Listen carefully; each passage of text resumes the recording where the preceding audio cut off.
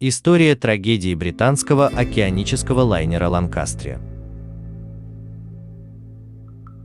Британский океанический лайнер «Ланкастрия» реквизированы правительством Великобритании во время Второй мировой войны. Он был потоплен 17 июня 1940 года во время операции «Антенна». Получив экстренный приказ об эвакуации британских граждан и военнослужащих из Франции, корабль был загружен намного больше, чем его вместимость – 1300 пассажиров. По современным оценкам, во время затопления погибло от 3000 до 5800 человек. Это самая большая потеря жизни среди одиночных кораблей в истории морского судоходства Великобритании. Корабль был спущен в 1920 году, длина 176 метров и мог перевозить 2200 пассажиров. Он ходил по расписанию между Ливерпулем и Нью-Йорком до 1932 года, а затем использовался в качестве круизного лайнера в Средиземном море и Северной Европе. 10 октября 1932 года «Ланкастрия» спасла команду бельгийского сухогруза СС «Чолдестад», который затонул в Бискайском заливе. В 1934 году католические бойскауты Ирландии наняли корабль «Ланкастрию» для паломничества в Рим. В мае 1936 года он провел специально заказанный круиз на посещение военных мемориалов на Мальте, Салоники, Галиполи и Стамбул. Когда в сентябре 1939 года разразилась Вторая мировая война, судно «Ланкастрия» находилось на Багамах. Ему было приказано отплыть из Нассау в Нью-Йорк для переоборудования, поскольку он был реквизирован как военный корабль, став МТД «Ланкастрия». Удалили лишнюю фурнитуру, перекрасили в броненосный серый цвет, затемнили иллюминаторы, установили 4-дюймовую пушку. Впервые она использовалась для перевозки людей и грузов между Канадой и Соединенным Королевством. В апреле 1940 года он был одним из 20 военных кораблей операции «Антенна». Эвакуация войск из Норвегии и на обратном пути подверглась бомбардировке, хотя и избежала повреждений. Вскоре после этого лайнер «Ланкастрия» отправила войска, чтобы закрепить вторжение в Исландию. Вернувшись в Глазго, капитан потребовал удалить излишки масла в ее резервуарах, но не было достаточно времени, прежде чем ее отправили в Ливерпуль для ремонта.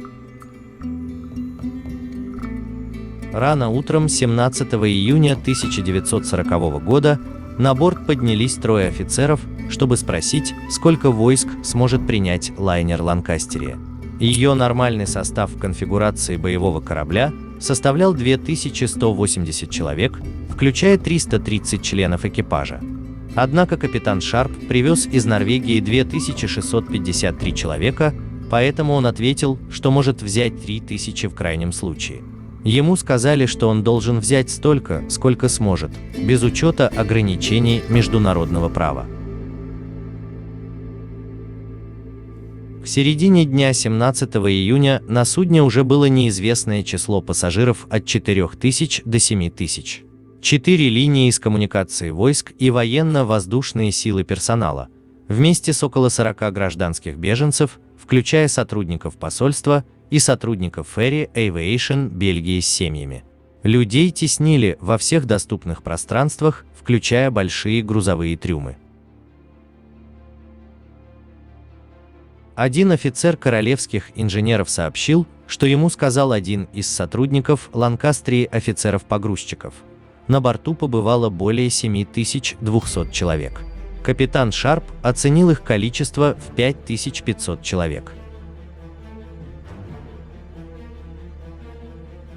В 13 часов 50 минут во время авианалета находившийся неподалеку 20-тысячный лайнер «Ориент Лайна Аронсий» был сбит на мосту немецкой бомбой.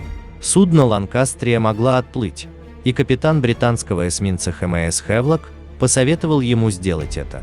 Но без сопровождения эсминца, в качестве защиты от возможной атаки подводных лодок, капитан Шарп решил дождаться Аронсия перед отплытием.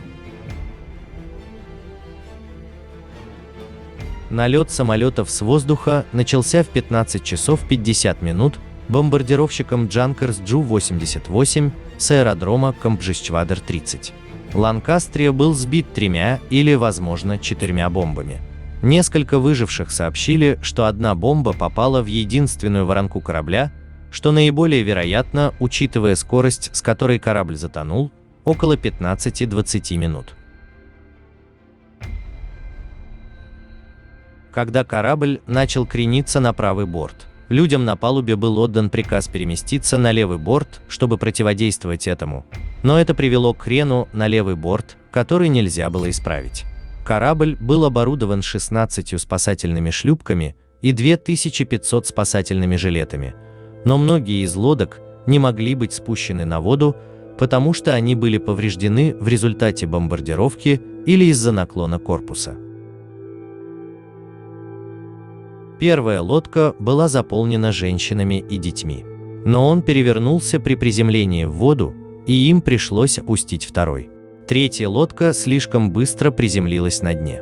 Большое количество мужчин, перепрыгнувших через борт, погибли, ударившись о борт корпуса, или им сломали шеи спасательные жилеты при ударе о воду. Когда Ланкастрия начала опрокидываться, некоторым из тех, кто все еще был на борту, удалось вскарабкаться на днище корабля. По некоторым сведениям, они пели «Roll out the barrel» и «Всегда будет Англия», хотя некоторые выжившие категорически отрицают это. Корабль затонул в 16 часов 15 минут, в течение 20 минут после удара, что давало мало времени другим судам для ответа.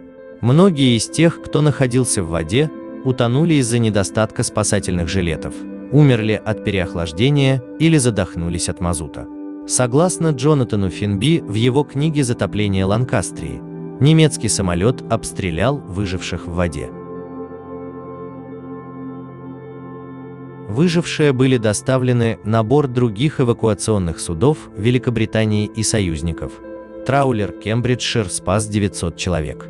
В живых осталось 2477 человек, из которых около 100 были живы в 2011 году. Многие семьи погибших знали только то, что они погибли вместе с британским экспедиционным корпусом. Число погибших составило примерно треть всех потерь БЭФ во Франции. Судно затонуло примерно в 9 километров к югу от мыса Шамулен, примерно в 17 километров от Сен-Назера. Ассоциация Ланкастрии называет 1738 человек, которые, как известно, были убиты. В 2005 году Финби написал, что оценки числа погибших варьируются от менее 3000 до 5800 человек, хотя также считается, что погибло до 6500 человек, что является самой большой гибелью людей в истории морского судоходства Великобритании. Трагедия, произошедшая 17 июня 1940 года, западная историография предпочитает умалчивать. Более того, пелена забвения покрыла эту страшную катастрофу в день, когда она случилась. Это связано с тем, что в этот же день перед гитлеровскими войсками капитулировала Франция, и Уинстон Черчилль решил ничего не сообщать о гибели корабля, так как это могло надломить моральный дух британцев. Это неудивительно. Катастрофа Ланкастере стала крупнейшей массовой гибелью англичан за все время Второй мировой войны. Количество жертв превысило сумму жертв гибели Титаника и Луизитании. По оценкам специалистов, в мире насчитывается около 4 миллионов затонувших кораблей, разбросанных по океанам, некоторые из которых насчитывают уже не 1000 лет. Даже цифры известных затонувших судов впечатляют. Большое количество затонувших кораблей являются исторически значимыми и находятся под защитой ЮНЕСКО, как подводное культурное наследие. Некоторые корабли сели на мель вблизи пляжей и постепенно гниют под действием сил природы. Некоторые из них превратились в туристические достопримечательности.